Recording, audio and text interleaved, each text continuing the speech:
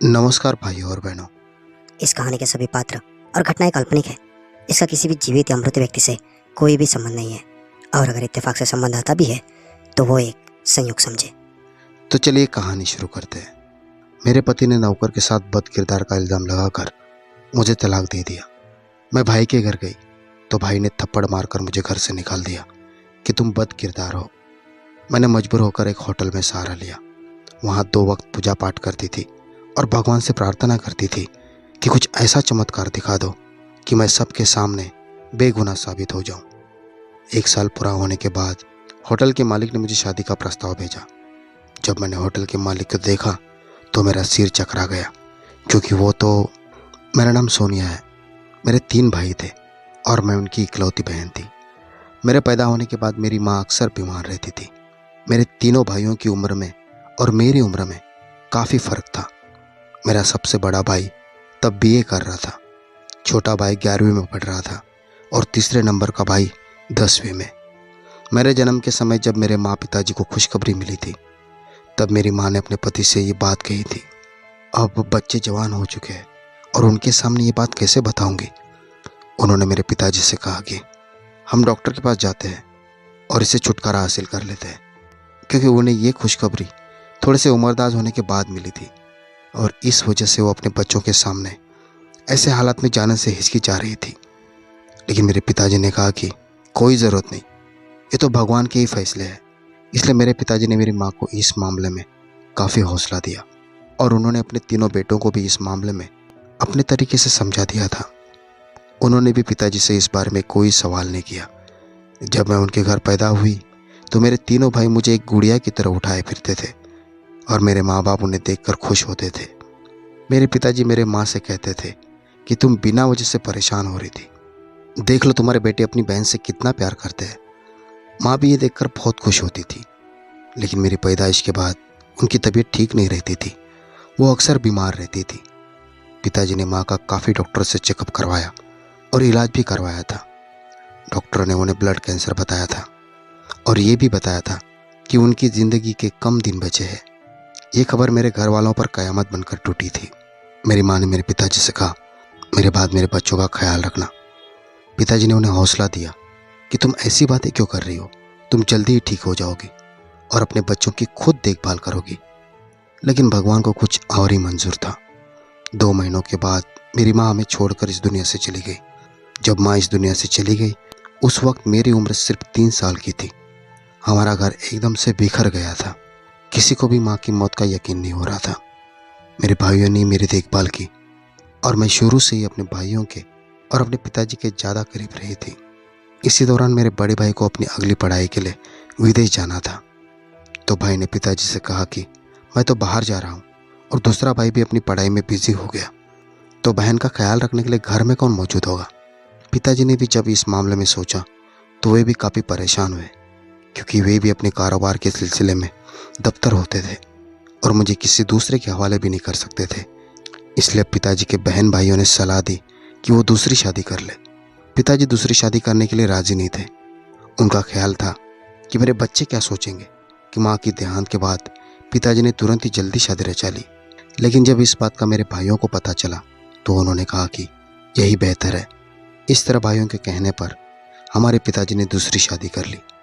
मेरी सौतेली माँ ने शुरू में पिताजी के सामने मेरा बहुत ख्याल रखा, लेकिन जब पिताजी दफ्तर में होते थे तब मेरी सौतेली माँ कुछ अलग तरीके का बर्ताव करती थी। वो मेरी ज़रा भी परवाह नहीं करती थी। रात को जब मेरे भाई और पिताजी वापस आते थे तो मैं अपनी तोतली जुबान से उन्हें बताती कि मुझे भूख लगी है, तो उस समय मेरी माँ उनके सामने मुझसे प्यार करना शुरू कर देती थी और लाड उठाने शुरू कर देती थी। इसलिए उन्हें इस बात का अंदाज़ा ही ना हुआ कि मेरी सौतेली माँ मेरे साथ कैसा सलूक करती है। इसी तरह वक्त गुजरता रहा और मेरी उम्र 7 साल हो गई। 3 साल के बाद मेरा भाई विदेश से वापस आ गया। मैं अपने भाई को देखकर बहुत खुश हुई थी और वो भी मुझे अपने पास लेकर बैठा हुआ था। वो मुझसे मेरी पढ़ाई के बारे में पूछ रहा था और मेरे साथ छोटी छोटी बातें कर रहा था। मैं भी खुशी से मुस्कुरा रही थी। इसी तरह कुछ दिन गुजरे कि घर में बड़े भाई की शादी का शोर उठा। मैंने जब अपने बड़े भाई की शादी का सुना तो मैं बेहद खुश हो गई थी। लेकिन जब मुझे ये पता चला कि मेरे बड़े भाई की शादी मेरी सौतीली माँ की भतीजी से तय होने जा रही है, तब मैं एकदम से बुझ गई, क्योंकि सौतीली माँ की भतीजी और भतीजे अक्सर हमारे घर आते थे और वे मेरे साथ अच्छा बर्ताव नहीं करते थे। मैं अपने बड़े भाई को बताना चाहती थी कि आप उस लड़की से शादी ना करें, लेकिन मैं उन्हें खुलकर बता ना सकी और ये बात मैंने अपने दिली में दबा कर रख ली। कुछ दिनों के बाद मेरे बड़े भाई की शादी बहुत धूमधाम से हो गई। हमारे पिताजी भी अपने बेटे की शादी पर बहुत खुश थे। पिताजी ने मेरे बड़े भाई को ये कह दिया था कि अब वो बाहर ना जाए, बल्कि अपना खानदानी कारोबार ही संभाले। इसलिए भाई ने पिताजी के साथ ही दफ्तर जाना शुरू कर दिया। पहले तो सिर्फ मेरी सौतीली माँ ही मेरे साथ बुरा बर्ताव करती थी, लेकिन अब उनके साथ उनकी भतीजी यानी मेरी भाभी भी शामिल हो गई थी। एक दो बार मैंने कोशिश की कि अपने पिताजी को उनके बर्ताव के बारे में बता दूं, लेकिन पिताजी ने मेरी बात पर कोई ध्यान नहीं दिया। अब उनका भी बर्ताव मेरे साथ अजीब सा होना शुरू हो गया था। मेरा बड़ा भाई भी अपने कारोबार में बिजी हो गया था और दोनों छोटे भाई भी अपनी अपनी नौकरियों में बिजी थे। मैं पहले भी तनाई का शिकार थी और अब भी तनाई का शिकार हो गई थी। जैसे जैसे मैं बड़ी हो रही थी, मैं हीन भावना का शिकार होती जा रही थी। मैं खुलकर किसी से बात नहीं कर सकती थी और अक्सर खानदान में मेरे बर्ताव पर बातें होने लगी थी। मेरे पिताजी तो अब मेरी जिम्मेदारी मेरी सौतीली माँ पर डालकर खुद आज़ाद हो चुके थे। धीरे धीरे मेरी सौतीली माँ ने मुझे घर के काम करवाने शुरू कर दिए और वो ये काम मुझसे मेरे भाइयों की गैर मौजूदगी में करवाती थी। मैं उन्हें इनकार भी नहीं कर सकती थी। एक दो बार मैंने इनकार करने की कोशिश की तो उन्होंने मुझे डराया, धमकाया, जिसकी वजह से मैं उनके गुस्से से डरकर काम करना शुरू कर देती थी। मैंने मैट्रिक तक पढ़ाई पूरी कर ली थी। तभी मेरे भाई ने मुझसे कहा कि तुम कॉलेज की पढ़ाई भी पूरी कर लो, लेकिन मेरी भाभी और सौतेली माँ ने मेरे भाई से ये कहा कि ये खुद ही आगे पढ़ना नहीं चाहती है। इसने तो बड़ी मुश्किल से मैट्रिक किया है, पहले कम से उसके नंबर अच्छे आए थे जो अब ये कोई तीर मार लेगी। और ये हकीकत भी थी कि अच्छे नंबर ना मिलने की वजह से किसी ने मेरी पढ़ाई की तरफ ध्यान ही नहीं दिया था। मेरे भाई ने इस बात को मान लिया और मैं धीरे धीरे घर के कामों में बिजी हो गई। मैंने अपने आप को बिजी रखने के लिए घर के कामों में खुद को बिजी कर लिया। घर में जब कोई मेहमान आता तो मैं उनके लिए तरह तरह के खाने बनाती और उनकी खातिरदारी करती थी। मेरे भाई मेरे हाथ का पका हुआ खाना खाकर मेरी तारीफ करते नहीं थकते थे। अब मेरे दूसरे भाई की भी शादी हो चुकी थी और उसकी बीवी भी बहुत नखरे वाली थी। वो किसी से बातचीत भी कम करती थी और ज़्यादातर अपने कमरे में ही रहती थी। वो तो किचन में जाने की तकलीफ भी ना करती थी। बड़ी भाभी फिर भी अपने और अपने पति के लिए कुछ ना कुछ बना लेती थी, लेकिन छोटी भाभी को जो भी खाना होता था वो तो मुझे ही कहती और मैं उनके सामने उनकी बताई हुई चीज़ हाजिर कर देती थी। मैं भी किसी से कम ही बातचीत करती थी, लेकिन मेरे घर वालों ने और मेरे भाइयों ने मेरे इस बर्ताव को मेरी आदत ही समझ लिया था। अब मेरे पिताजी भी काफ़ी बूढ़े हो चुके थे और अक्सर बीमार रहने लगे थे, लेकिन मैंने एक बात नोट की थी कि वे अब अक्सर परेशान रहते थे। मैं उनके लिए परहेज वाला खाना बनाकर उनके कमरे में ले जाती थी। काफ़ी सालों के बाद उनके लिए खाना बनाकर उनके कमरे में लेकर गई थी। जब मैं वापस आने लगी तो उन्होंने कहा कि कुछ देर मेरे पास बैठ जाओ। काफ़ी सालों के बाद मेरे पिताजी ने मुझे इस तरीके से बोला था। मैं उनके पास बैठते हुए झिझक रही थी। उनके 2-3 दफ़ा कहने पर मैं उनके पास बैठ गई। वो मेरी तरफ कुछ देर के लिए देखते रहे और फिर कहने लगे कि क्या बात है, तुम इतनी खामोश क्यों रहती हो। मैंने एकदम से उनकी तरफ नज़र उठाकर देखा कि आज उन्हें इतने सालों के बाद ये सवाल कैसे पूछना याद आ गया। मैं तो बचपन से ही खामोश रहती थी, जब से उन्होंने दूसरी शादी की थी और उन्होंने इतने सालों के बाद मेरे खामोश होने पर ध्यान दिया था, लेकिन मैंने उनकी किसी बात का जवाब नहीं दिया और अपना सिर झुका लिया। कुछ देर के बाद उन्होंने अपना हाथ मेरे सिर पर रखा और कहने लगे, मैं तुम्हारा बाप हूँ, तुम्हें जो भी परेशानी है तुम मुझसे कह सकती हो। मुझे मालूम है कि घर वाले तुम्हारे साथ अच्छा बर्ताव नहीं करते, लेकिन मैं कोशिश करूँगा कि घर वालों को इस बारे में समझा सकूँ। कुछ देर बैठकर मैं उनके कमरे से निकल आई। अगला दिन मेरे लिए एक नया इम्तिहान लेकर खड़ा था। जब मैं सुबह उठी और नाश्ता बनाने के लिए किचन में जाने लगी तो मैंने देखा कि पिताजी अपनी दूसरी बीवी और मेरे भाइयों और उनकी बीवियों को लेकर लाउंज में बैठे हुए हैं। और जब उन्होंने मुझे देखा तो मुझे भी अपने पास बुला लिया। मैंने सबके चेहरों की तरफ देखा तो मुझे किसी अनहोनी का एहसास हुआ, क्योंकि सबके चेहरे लटके हुए और गुस्से से भरे हुए थे।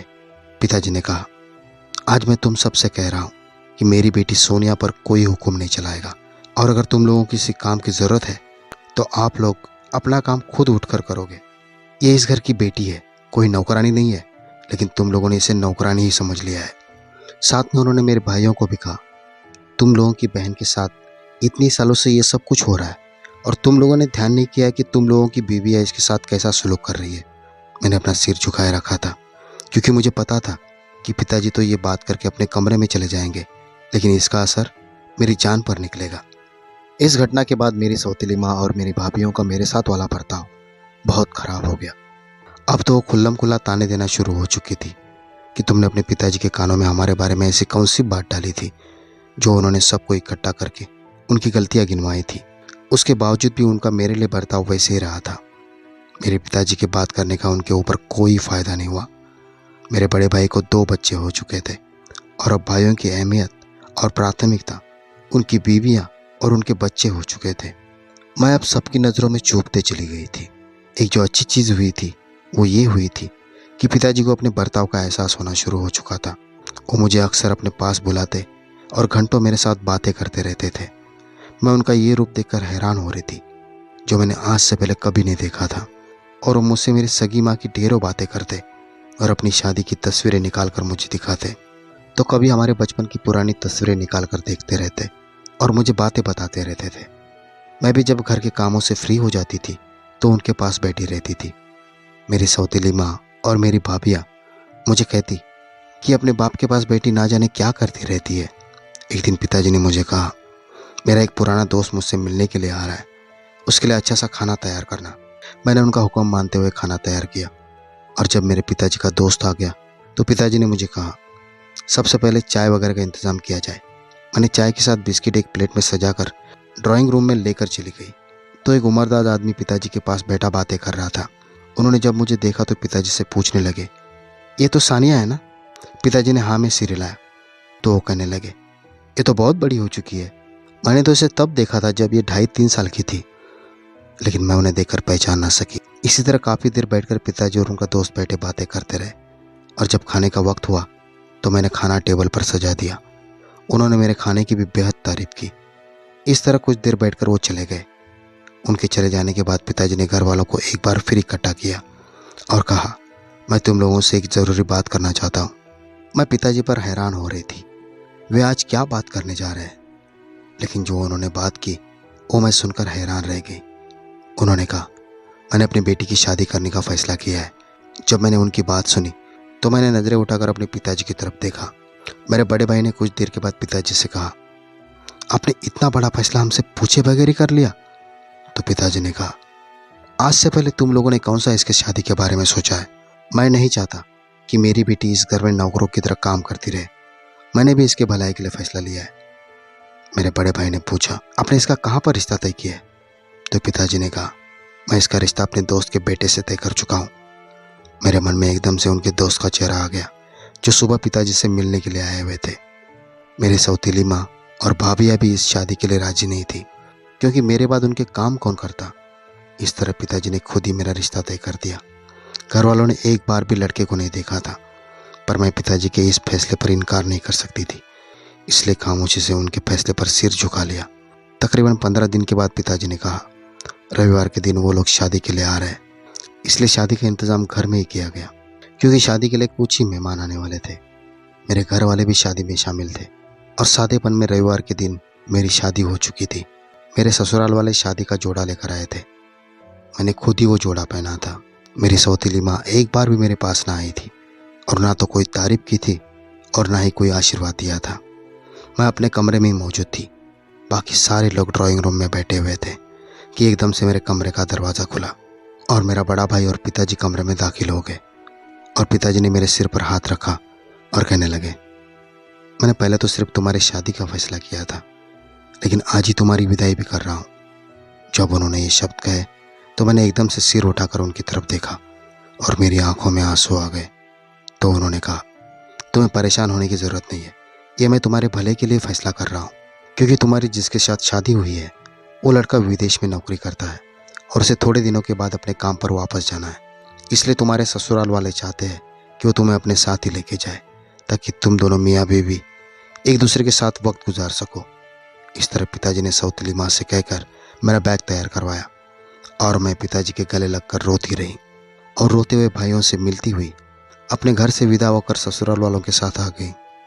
सारे रास्ते में ही रोती रही, क्योंकि आज तक मैं अपने घर से दूर कहीं नहीं गई थी। मैंने अपने पति का चेहरा भी नहीं देखा था। गाड़ी में बैठ बैठ कर मेरी कमर थक चुकी थी। सफ़र ख़त्म होने का नाम ही नहीं ले रहा था। तकरीबन 4-5 घंटों के सफ़र के बाद गाड़ी एक बड़े बंगले में आकर रुक गई और मेरे ससुर ने मुझे गाड़ी से उतरने के लिए कहा। मैं हैरान हो रही थी कि क्या उनके घर में कोई भी औरत नहीं है जो मुझे घर के अंदर ले जाए। मैं अपने ससुर और पति के पीछे चलती हुई घर के अंदर दाखिल हो गई।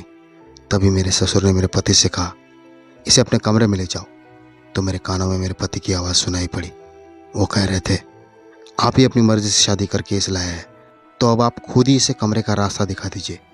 जब ये शब्द मेरे कानों में पड़े तो मेरा दिल अत्यंत गहराई में गिर गया कि क्या ये शादी उनकी मर्जी के खिलाफ हुई है। मेरे ससुर ने मुझे मेरे कमरे का रास्ता दिखा दिया और मुझे कमरे में दाखिल करवा कर वापस जाते हुए बोले, मैं नौकरानी के हाथों खाना वगैरह भिजवा देता हूँ। इस तरह कुछ देर के बाद एक नौकरानी कमरे में आ गई और वो खाना और मेरे कपड़ों का बैग रखकर चली गई। काफ़ी देर तक बैठी मैं अपने पति का इंतज़ार करती रही, लेकिन मेरे पति कमरे में नहीं आए। मैं सफ़र से भी काफ़ी थक चुकी थी, इसलिए मैंने अपना नाइट ड्रेस निकाला और कपड़े बदली करके लेट गई। अगली सुबह जब मेरी आँख खुली तो मैं नहा धो के पूजा करने पूजा रूम में चली गई। जब मैं पूजा पाठ कर रही थी तब कमरे का दरवाज़ा खुला और मैंने नज़रें उठाकर देखा तो एक खूबसूरत आदमी कमरे के दरवाजे पर खड़ा था। मैं तुरंत ही पूजा वाली जगह पर उठकर खड़ी हो गई, लेकिन वो आदमी कमरे का दरवाज़ा जोर से बंद करता हुआ कमरे में दाखिल हो गया और ऊंची आवाज़ में कहने लगा, तुम अपने दिमाग में एक बात बिठा लो कि मैंने तुमसे शादी करके तुम्हारे साथ ज़िंदगी गुजारने का फ़ैसला नहीं किया है, बल्कि ये शादी मेरे पिताजी ने मुझे मजबूर करके करवाई है। इस शादी के लिए मेरी कोई भी रजामंदी शामिल नहीं है। ये बात करके वो मुझसे और भी बहुत कुछ बड़बड़ाने लगा। मैं उसकी बात का कोई जवाब न दे पाई और खामोशी से सुनती रही। कुछ देर के बाद वो कमरे से बाहर चला गया और मैं वैसे ही काफ़ी देर तक बैठी रही थी। कुछ देर के बाद मैं अपने कमरे में चली गई। कुछ समय हुआ था कि मेरे ससुर मेरे कमरे में दाखिल हो गए। कहने लगे, मैं अपने बेटे के उस बर्ताव के लिए तुमसे माफ़ी मांगता हूँ। दरअसल वो ये शादी नहीं करना चाहता था, लेकिन मैं उसकी शादी अपने देश में ही करना चाहता था। इसके लिए अभी वो गुस्से में है, लेकिन तुम चिंता मत करो, कुछ सालों बाद वो ठीक हो जाएगा। मैं उनकी बात सुनकर खामोश हो गई। मेरे मन में ये सवाल उठ रहे थे कि अगर मेरे पिताजी को ये बात मालूम थी तो उन्होंने मेरे साथ इतना बड़ा जुल्म क्यों किया। क्या मेरे पिताजी मुझे घर में 2 वक्त का खाना भी नहीं खिला सकते थे, जो उन्होंने मुझे शादी के तुरंत बाद ही विदा करवा कर इस नरक में धकेल दिया है। लेकिन मेरे पास इन सवालों का कोई भी जवाब नहीं था। मेरे पति उसी दिन अपना सामान वगैरह लेकर घर से रवाना हो गए और अपने बाप से ये कहकर चले गए कि वो हमेशा के लिए ये देश छोड़कर जा रहे हैं। मेरे ससुर जी ने उसे रोकने की बहुत कोशिश की, लेकिन उसने अपने बाप की एक बात ना सुनी। मेरे ससुर अपने बेटे के बर्ताव की मुझसे बार बार माफ़ी मांग रहे थे। मुझे उनका बार बार माफ़ी मांगना अच्छा नहीं लग रहा था। मैंने उनसे कहा कि आपका इसमें कोई कसूर नहीं है, आप इस तरह मुझे शर्मिंदा ना करें। उन्होंने मुझे कहा, तुम मेरे बेटे के इस बर्ताव के बारे में अपने घर वालों से कुछ भी ना कहना, वरना मैं अपने दोस्त को क्या मुंह दिखाऊंगा कि मैंने उसकी बेटी का रिश्ता बहुत ही सम्मान से मांगा था, और अगर उसे अब ये सब पता चला तो वो मुझसे बेहद नाराज़ हो जाएगा। ना चाहते हुए भी मैंने उनकी बात मान ली। मैं अपने पिताजी से दिन में 2 बार बात करती थी, लेकिन जब मेरे पिताजी मुझसे पूछते थे कि तुम अपने घर में खुश तो हो ना, तो मैं मुस्कुरा कर जवाब दे देती थी कि मैं बहुत खुश हूँ। इसी तरह समय बीतता रहा। मेरे ससुराल में सिर्फ मेरे ससुर ही थे। उनकी बीवी काफ़ी साल पहले भगवान को प्यारी हो चुकी थी और उनका एक ही बेटा था जिससे मेरी शादी हो चुकी थी। उसके अलावा ससुराल में कोई भी मौजूद ना था। उनके घर नौकर थे, नौकरानियाँ थी जो सारे घर को संभालते थे। मुझे किसी काम को करने की इजाज़त ना थी। मैं सारा दिन खाली बैठकर बोर हो जाती थी, और अगर दिल बहलाने के लिए किचन में चली जाती तो मेरे ससुर मुझसे नाराज़ हो जाते थे।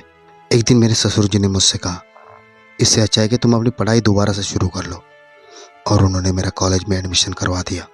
मैं भी पढ़ाई में बिजी हो गई। दिन के वक्त में कॉलेज जाती थी, कॉलेज से वापस आकर उनके साथ बैठकर खाना खाती और शाम के खाने के लिए किचन में मदद भी करती थी। इसी तरह मेरा पूरा दिन गुजर जाता था। मैं काफ़ी समय से अपने मायके भी नहीं गई थी और ना ही मेरा मायके जाने को दिल करता था। एक दिन अचानक मुझे ये खबर मिली कि मेरे पिताजी इस दुनिया से चल बसे। तब मैं अपने ससुर जी के साथ अपने पिताजी का आखिरी दर्शन करने के लिए अपने मायके गई थी। मेरे पिताजी को हार्ट अटैक आया था। जिसकी वजह से वे ये दर्द बर्दाश्त ना कर सके और चल बसे। मैं और कुछ दिन उधर रुक गई, लेकिन एक दिन जब मेरे ससुर जी हमसे मिलने आए थे तब उन्होंने कहा, अगर तुम कुछ दिन और यहाँ रहना चाहती हो तो रह सकती हो। लेकिन मैंने कहा, मैं आपके साथ वापस जाऊंगी। मैं अपने भाइयों से मिलती हुई अपने ससुर के साथ वापस घर आ गई। वापसी पर मेरा दिल बेहद उदास था, क्योंकि मायके में पिताजी का ही सहारा था जो मुझसे प्यार करते थे, लेकिन अब वे भी इस दुनिया से चले गए थे। मेरे ससुर जी मुझे काफ़ी हौसला देते रहे। कुछ दिनों में सब कुछ नॉर्मल हो गया और मैं दोबारा पढ़ाई में बिजी हो चुकी थी। दिन ऐसे ही आराम से बीत रहे थे। एक दिन मैं कॉलेज से वापस आई तो मैंने सुना कि ससुर जी के कमरे में दो जन की आपस में बात करने की आवाज़ आ रही है। मैंने अपने ससुर जी के कमरे का दरवाज़ा खोला और कमरे में देखा तो वहाँ मेरे पति मौजूद थे। मैं अपने पति को देखकर हैरान रह गई कि वे तो ये कहकर गए थे कि मैं दोबारा इस घर में कदम नहीं रखूँगा, तो अब वे इस घर में क्या कर रहे हैं। उसने मेरी तरफ पलट कर देखा और मैंने अपनी नज़रें उनसे हटा ली और उस कमरे से निकलती हुई अपने कमरे में आ गई। मेरे दिल की धड़कन मेरे काबू में नहीं आ रही थी और उसकी कही हुई बात मेरे कानों में गूंज रही थी। उस दिन मैं सारे दिन अपने कमरे से बाहर नहीं निकली थी। खाने के लिए मेरे ससुर जी ने नौकरानी को मुझे बुलाने के लिए कह दिया था, लेकिन मैं बाहर ना गई। ये देखते हुए उन्होंने खाना मेरे कमरे में भिजवा दिया, लेकिन अगले दिन मजबूरन मुझे कमरे से बाहर आना पड़ा। तो उन्होंने मुझे कहा, तुम्हें परेशान होने की कोई ज़रूरत नहीं है। हो सकता है कि उसके दिल में तुम्हारे लिए कोई नरम जज्बात पैदा हो गए हो, इसलिए वो यहाँ आया हो। तुम भी अपने बर्ताव को थोड़ा सा बेहतर करा लो। मैं उनकी बात सिर झुकाए खामोशी से सुनती रही। मैंने अपने पति के लिए दिल लगाकर खाना तैयार किया, क्योंकि मैं उस रिश्ते को आगे बढ़ाना चाहती थी। खाने की टेबल पर मेरे ससुर जी ने मेरे खाने की बेहद तारीफ की। मेरे पति खामोशी से खाना खाते रहे, लेकिन उन्होंने एक भी शब्द नहीं कहा। इसी तरह काफ़ी दिन गुजर गए। मेरे पति अलग कमरे में रहते थे और मैं अलग कमरे में रहती थी। एक दिन मेरे ससुर जी ने मुझसे कहा वे अपनी ज़मीन को देखने के लिए गांव जाना चाहते हैं और 4-5 दिन के बाद वे गांव से वापस आ जाएंगे। मैंने उनके जाने पर ऐतराज़ जताया कि मैं घर में अकेली कैसे रहूँगी। तो उन्होंने कहा कि मैं जल्दी वापस आ जाऊँगा, तुम्हें घबराने की कोई ज़रूरत नहीं है। कुछ दिन पहले उन्होंने घर में एक नया नौकर रखा था जो किचन का सामान लाने के लिए बाजार जाता था और ज़रूरत का सामान लाता था।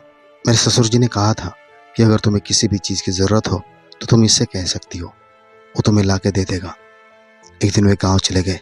मैं कॉलेज से वापस आई और किचन में खाना तैयार कर रही थी। मेरे पति दफ्तर गए हुए थे। तभी किचन में वही नौकर सामान रखने के लिए अंदर आ गया। उसने कहा, मैडम किसी चीज़ की ज़रूरत तो नहीं है ना? तो मैंने उससे कहा, नहीं, किसी चीज़ की ज़रूरत नहीं है। इतनी देर में मेरे पति अचानक घर पर आ गए और सीधे किचन के दरवाजे में आकर खड़े हो गए थे। उन्होंने कहा, तो तुम इतने दिनों से ये रंगरलिया मना रही हो? मैंने अपने पति की तरफ देखा कि वो किस बारे में ये बात कर रहे हैं। फिर उन्होंने नौकर को धक्के देना शुरू कर दिए और कहने लगे, तुम इस घर की औरतों पर नज़र रखते हो, इस घर से दफा हो जाओ।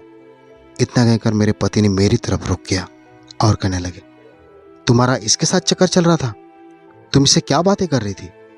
तो मैंने कहा, मैं तो इससे कोई भी बात नहीं कर रही थी, ये तो बस सामान रखने के लिए किचन में आया था। मैंने तो आज तक किसी मर्द की तरफ नज़र उठाकर भी नहीं देखा था। सारी ज़िंदगी मैंने घूंघट में ही गुजारी थी और आप ये मुझ पर किस तरह का घटिया इल्ज़ाम लगा रहे हैं? मेरे पति ने मेरे चेहरे पर थप्पड़ लगा दिया और कहा, मैं तो पहले ही तुमसे शादी नहीं करना चाहता था, मैं अब भी तुम्हें तलाक दे देता हूँ।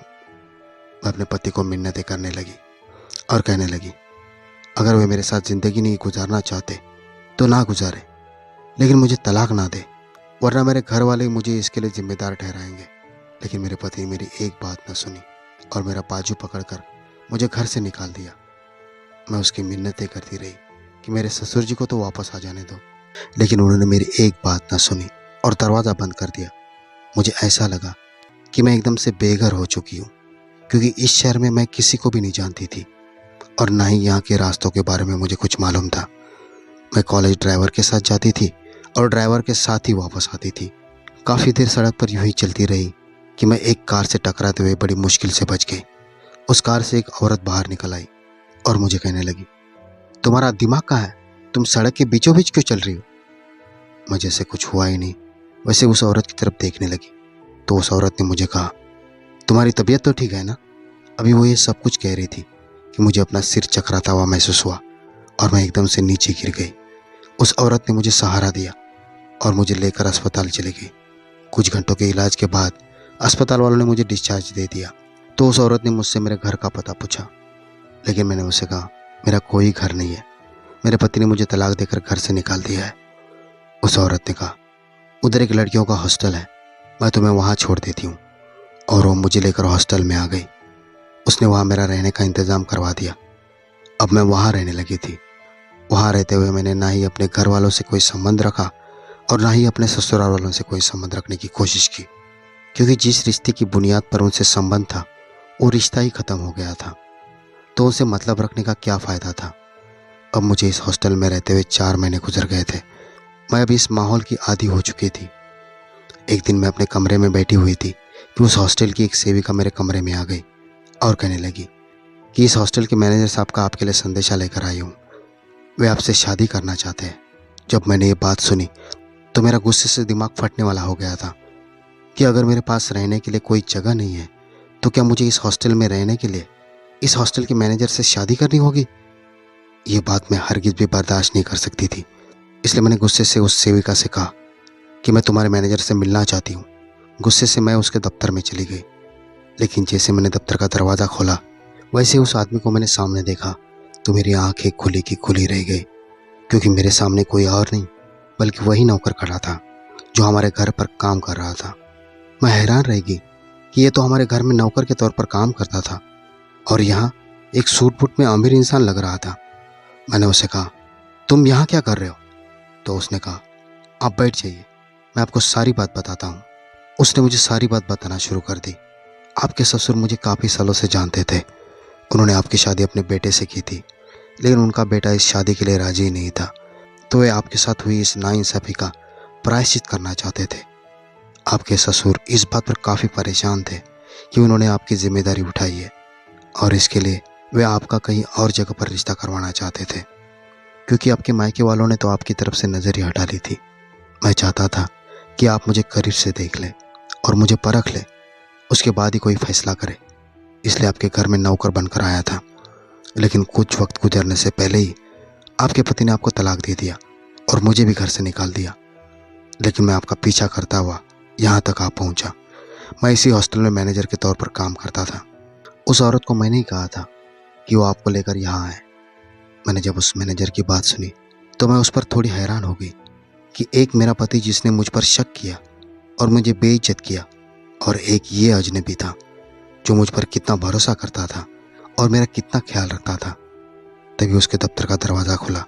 मैंने गर्दन मोड़कर देखा तो दरवाजे में मेरे ससुर जी खड़े थे। मैंने उनको देखा और मेरी आंखों में आंसू आ गए। उनकी आंखों में भी आंसू थे। उन्होंने कहा मैं जानता था कि तुम यहाँ मौजूद हो, लेकिन तुम मुसीबत में थी, इसलिए तुमसे मुलाकात ना हो सकी। मैं अपने बेटे के बर्ताव पर बहुत शर्मिंदा हूँ और मैं तुमसे माफ़ी मांगता हूँ कि उस दिन ना ही मैं गांव चले जाता और ना ही तुम्हारे साथ ये सब कुछ होता। इसलिए मैं तुम्हारी शादी का फैसला करता हूँ। तुम इससे शादी कर लो ताकि मैं भी ये सोचकर सुकून से रह सकूं कि तुम अपनी ज़िंदगी में खुश हो। मेरे ससुर जी ने उस मैनेजर के साथ मेरी शादी करवा दी। मेरे दूसरे पति ने हर तरह से मेरा ख्याल रखा, मेरी हर उस कमी को पूरा किया जो सारी ज़िंदगी मैंने महसूस की थी। मुझे अपने भाइयों पर भी बेहद गुस्सा था कि उन्होंने एक बार भी पीछे मुड़कर मेरा हाल ना पूछा कि मैं किस हाल में हूँ। मैं अपने पति के साथ एक बार अपने मायके ज़रूर चली गई और उन्हें बताया कि मेरे साथ क्या हो चुका है। मेरे भाइयों ने जब मेरी आप बीती सुनी तो उन्हें भी बहुत शर्मिंदगी महसूस हुई। उन्होंने अपने इस बर्ताव की मुझसे माफ़ी भी मांगी। उन्होंने मुझे कहा अब तुम इसी घर में रह लो, लेकिन मैंने उनकी बात मानने से इनकार कर दिया और मैंने कहा मैं तो सिर्फ आपको ये बताने के लिए आई थी कि मैंने अपने पिताजी का भी फैसला कबूल कर लिया, कभी इस फैसले से इनकार नहीं किया, पर उसी फैसले ने मेरी ज़िंदगी में एक भूचाल खड़ा कर दिया। लेकिन आज मैं दोबारा से अपनी ज़िंदगी में एक कदम आगे बढ़ा चुकी हूँ और मैं कोशिश करूँगी कि मैं ज़िंदगी को अच्छी तरीके से और अपने पति के साथ खुशहाली के साथ गुजार सकूँ। तो भाइयों और बहनों, ये थी आज की कहानी।